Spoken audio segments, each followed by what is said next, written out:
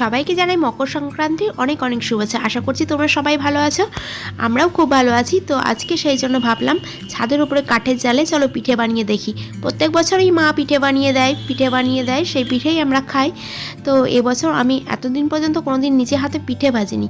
তো আজকে ভাবলাম চলো, এবছর যেহেতু মারা পিঠে বানাবে না, সেই জন্য ভাবলাম চলো নিজে হাতেই এবার পিঠে বানিয়ে খেয়ে নিই। আর আমার মেয়ে না পিঠেটা খেতে খুবই ভালোবাসে, পিঠে পুলি এগুলো সবই ভালোবাসে। তো এবছর নিজেই প্রথম চেষ্টা করলাম পিঠে বানানোর জন্য। তো চলে এসেছি ওপরে ছাদে, কাঠের জালে যেহেতু পিঠে পুলি এগুলো বেশি ভালো হয়, তো সেই জন্য মাটির সরাতে করে পিঠে বানাতে শুরু করে দিয়েছি। আর আজকে পৌষ সংক্রান্তি, ওইদিকে আমার শাশুড়ি মা বসে বসে পাশে গোবরে দিয়ে ওই যে পৌষ সংক্রান্তিতে পোষ যে দেওয়া হয় সেগুলো বসে বসে বানাচ্ছে। আর আমি এদিকে প্রথম চেষ্টাতে যাই হোক পিঠেগুলো যাই হোক ভালোই উঠছে দেখে মনটা তো বেশ খুশি খুশি লাগছিল।